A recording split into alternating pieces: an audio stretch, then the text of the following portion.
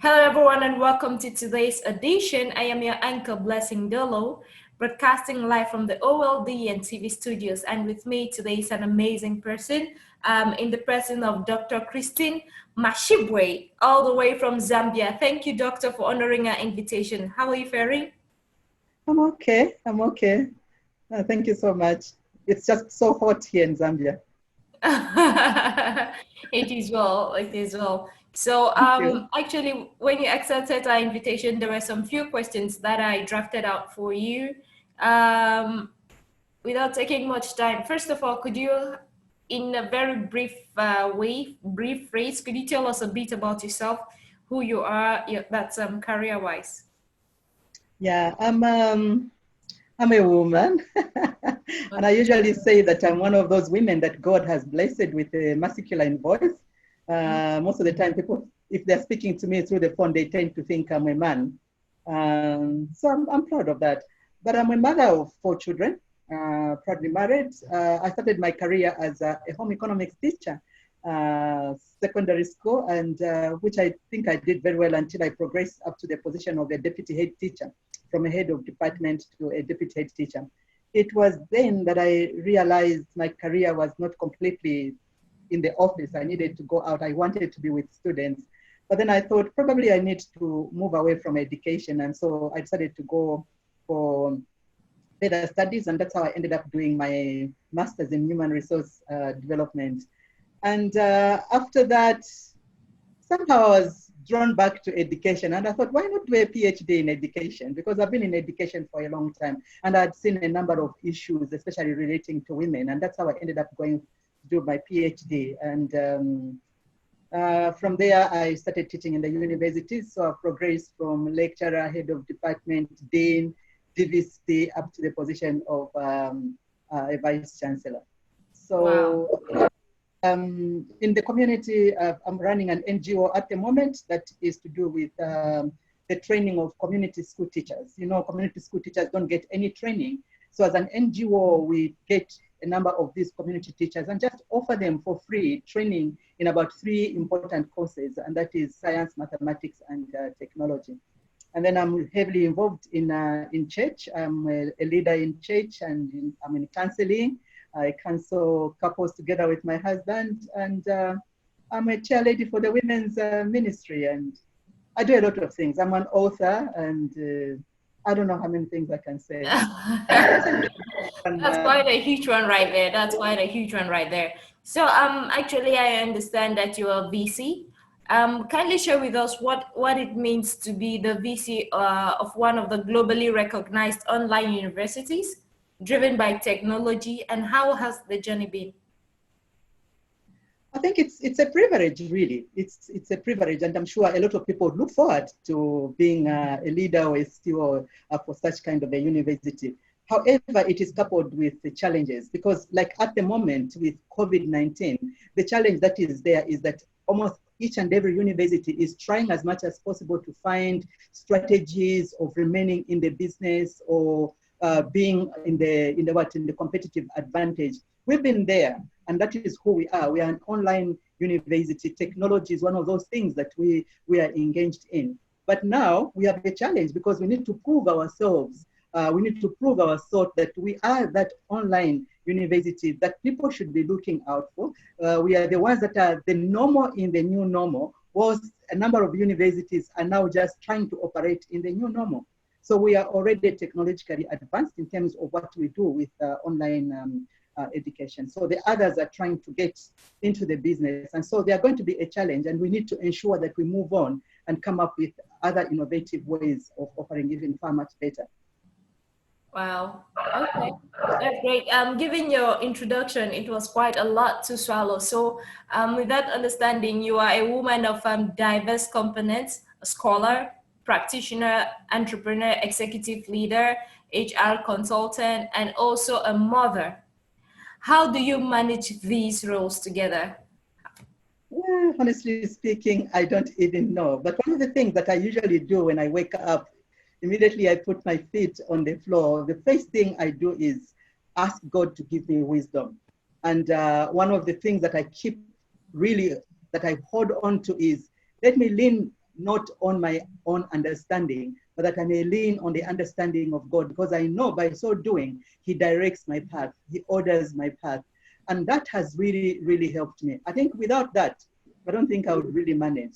Because like you were saying, I'm an entrepreneur as well. At the moment, I've got a small business that I'm running, and I'm doing education that is for preschool and the creche. And I'm also doing a consultancy in research. So there's so much that has to be done, but I'm still able to manage it. And I think it's because I don't lean on my own understanding, but on the understanding of my God. Wow, that is great. That is quite nice to say. You remind me of Apostle Paul. Yeah. Yeah. So, that being said, you emerged overall best woman CEO in corporate category. Would you like to share with us what it means to be voted as the best woman in Zambia? It's very exciting. It's really exciting and humbling at the same time, because when I look around in Zambia, there are people that actually are far much better than me. But how they ended up on my name, it's something that really amazes me. So it's an exciting thing and an exciting position, which, like I have indicated with being a vice chancellor, I think it also comes with like a challenge. And that challenge is to prove that I am, yes, an influencing woman. How do I influence people? How do I influence, whether it has to do with policies in education and other areas? I think that is one of the most important things, because it should be coupled with integrity as well. I need to watch myself wherever I am. I need to be careful about what I'm saying, because I've got this thing that is attached to my name. So it's exciting, but it is also challenging, because I need to make sure that I live up to the challenge. Mm. Not only that has been attached to your name, a lot of things. Um, we have been tipped. We have been tipped. You will be facilitating on the on the upcoming Pan-African HRE conference. What will you be bringing on board as a Pan-Africanist?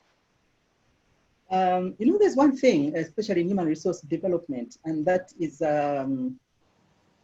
developing the human resource. It is something that has gone through a lot of debate, where employers or even leaders are looking at the employees that they have. Should we send them for any development programs? Should we send them for further training? It's a dialogue that goes on among the employers or the leaders. But then what I'm looking at is this critical dialogue that an employee also goes through. It's a critical self-dialogue, which I'm calling, should I stay or should I leave? Because, sometimes as employers, we feel that because we have offered this employee some training and development program to go through, or probably sending them for further studies, that we have got a hand on their lives. We can dictate to them and do whatever they want. Loyalty is an important thing. I think if employees would come to a point where they realize that these employees are human beings, these employees can make a decision to leave or can make a decision to stay, not necessarily because they have been offered a training or they have been sent for further studies, but there's much more to it than just doing that. There's much more to it that keeps an employee loyal and wanting to remain in that particular organization. So I'm really looking at this critical dialogue, critical self-dialogue that goes on in an employee, reasons why this employee should still remain in this organization. Wow, that is great. That is great. So, this was one of the premier questions, but it was good for you to come down. Briefly comment on what unique selling point is UNICEF offering Africa, and how is the uniqueness transforming Africa education sector? Wow, that's really, really interesting, and it's something that is at the core of my heart and belief of UNICEF. UNICEF is offering ubiquitous education, ubiquitous in the sense that you can access this education anywhere, anytime, wherever you are. Whether it is in your office, it's just a matter of a few minutes, and then you can actually look at your module or probably even read something. During your lunchtime, you can still go on and do something. So it's that unique. But one of the selling points of UNICEF is that we've got a state-of-art virtual learning environment. It's a classroom. You know, like I am based here in Zambia. My students, I could have probably a class of 20 students. And of all those students, probably there would only be one Zambian. And these other students are from all over the world, globally. So that kind of situation demands a state-of-art virtual learning environment. It demands an excellent e-learning library. It demands, you know, a number of aspects that sort of encourage the learners to continue learning, engage with their lecturers, and be able to debate among themselves, do quizzes that are able to contribute even to their overall grades. So that is the kind of selling point. We also have scholarships. I'm sure when you click on internet, the first thing that comes is UNICAF on the side. So we've got a lot of scholarships that we have offered, and now I think throughout the 156 countries that UNICAF is proud to speak about, because our students are all over there. So we are actually a pioneer in online education. We are actually a university that knows how to teach online. Wow. Can I do this? Yes, Can I do please. that? Yes. That's amazing. So, Yes. actually, with these things you've said, let's look at disciplines. I'm going to mention three things, and then I'm going to ask you the question. Yes, Leadership, please. HR, governance. I'll take that again. Leadership, Yes. HR, governance. Can you actually comment briefly the link up amongst these three key disciplines? Yes, definitely. You know, these three disciplines are very important in any organization, because if you begin with governance, you're talking about the board of directors up there. And that board is responsible for governing the organization. And what do we mean when we say governing the organization? We're talking about them coming up with policies. We're talking about them coming up with procedures, putting these procedures and policies in place so that they are able to operate, the university operates within the law. So there's an important part about protecting the business itself, which the governors are able to do. So that is part of governing. So from the governing board, then we come to leadership. Leadership is a process of leading the employees. Now, that process of leading the employees has to do with a leadership. Now, when you're talking about a leader is an influencer. A leader is a person that holds the vision of the organization. So because they are holding the vision of the organization, they are the ones that are given the responsibility to grow the business. So you've got those there that are important, looking at the policies and the procedures that are in place to help the business to function. Then you've got the leader there that is growing the business. And then you have the human resource. The human resource now are the people themselves. And it's not only the people, but you're also talking about the departments within that organization that relate to the employees. Okay, so those employees now are the ones that are there to do what? To deliver those cause business of the organization. They're the ones that are supposed to work within those boundaries which governing body has been able to put in place. They are the ones that are supposed to ensure that the objectives of the organization are met. That when they are able to offload their product now on society, society is able to appreciate that particular product. So you've got that good link: governance, leadership, and the human resource. Okay, that's quite good. Now, with this kind of knowledge you've had, very few ladies are actually aware of this. So I'm not going to talk globally. I'm just going to remain in the continent where I am from. By the way, I'm from Cameroon. So, Oh, wow. okay, so I'm just going to ask you a question as regards something. It is still largely that women are often not given the rights they deserve in the government. Like in this age, it is often regarded that women are not given the rights they deserve in the government in Africa today. What do you have to say? How can we handle this situation if it is true? And what's the possible remedy? How Interesting. can women rise to stand against this thing and to have exalted seats in the government? That's interesting. Very interesting, Lucy. That is something that I hold dearly to. And That's something that I've gone into so much debate with a number of women. Because, you know, when I speak to a number of Zambians, both men and women, there's an ideology that women have now arrived in Africa. And men are even asking, why are you saying you're looking for all these privileges when you are the vice chancellor of the university? And many other women are in those CEO positions and what have you. And because of that, even women feel that women have arrived. There's now no need to talk about these things. And feminism is one thing that almost everybody, when you are talking about equality and all that, they feel you are a feminist. I am a feminist and a proud one, because I'm looking at the plight of a woman.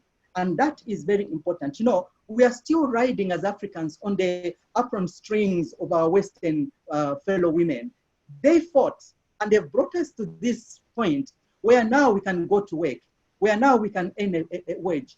How much have we done as Africans, as African women? Not much. We're just riding on those apron strings. What we need to do in answering your question is to ensure that we do our best, is to ensure that now that I've got this position as a vice chancellor of the university, then the most important thing that I need to do is to show off, to go to this place and do my makeup even in the boardroom and all that. That is not what I'm called for. I'm called to prove to the world that even women are capable of doing that.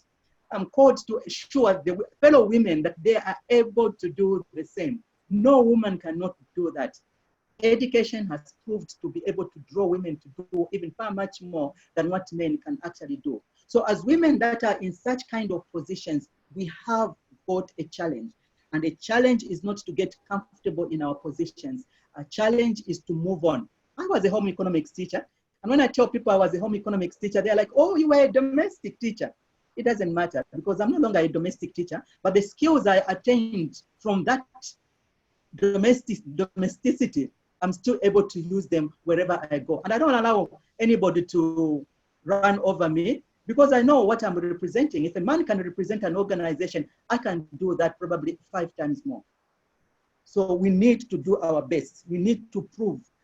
In fact, proving is not a good word. We just need to operate, and people will see that we are capable of what we say we can actually do. So we are feminists and proud feminists, because we want equality, and not equality in terms of being like a man, but doing what we can do as women, and even doing it better than a man. Because a man is a man, his physique and what have you, he's been blessed. I am a woman and I'm proud of who I am. Whatever is about me, I'm proud of it. But with all that I've been given by God, I can do what a man can do. Yeah, that's very correct. That is very, very, very correct. And you know, actually, I got your number from the OLDN platform, implying that you're a member of the OLDN. So I'm gonna ask you a question regarding that sector. What will you say about the OLDN, and what advice would you like to give in deepening its value and transforming African leadership and governance? Thank you very much. Leadership, leadership, leadership, Africa and leadership.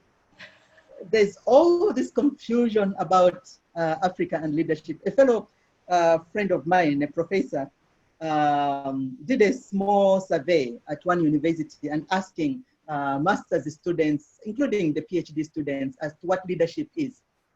You know what? The majority of those students feel leadership is political. And that's why we've got all this confusion. And leadership is all to do with democracy.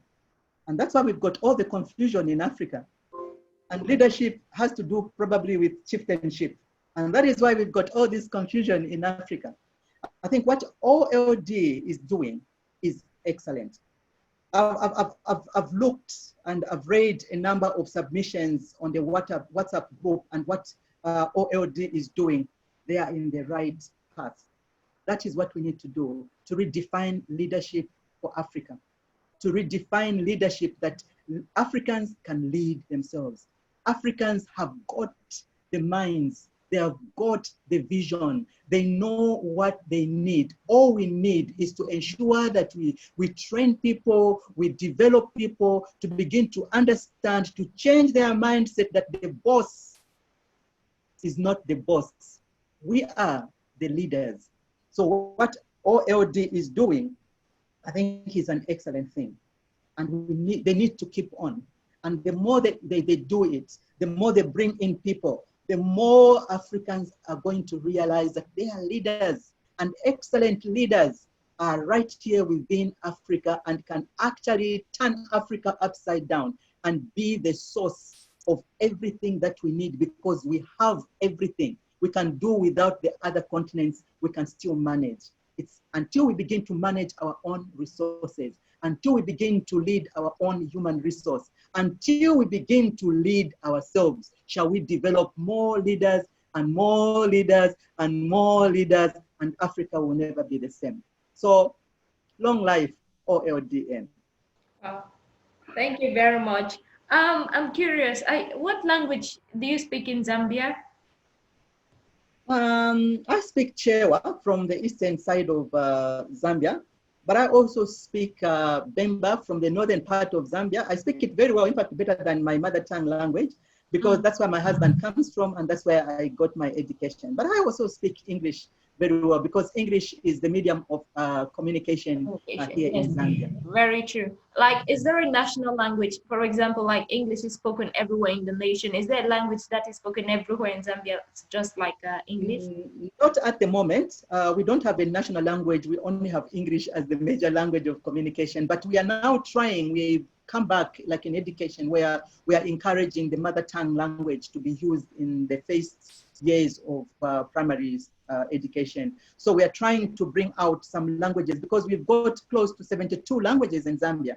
And so you can imagine those 72 languages, how we can actually divide and be able to say this one is the main language. It's so difficult. It can actually cause a lot of chaos. So, but we are trying as much as possible within whatever provincial headquarters that the main language spoken there is used in the education of our students. Okay, because I was gonna ask a favor, please. In the two languages you mentioned you speak fluently, that of your husband and the other one.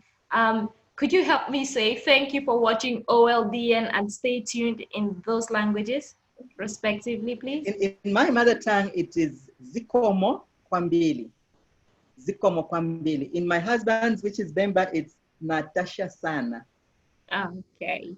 Thank Natasha you. Sana. And I know Natasha, you know, Natasha is a worldly known name. It's used. It's a name that a number of children are giving to. And I know even, I don't know whether it's in Russia or where Natasha is also used as a name for women.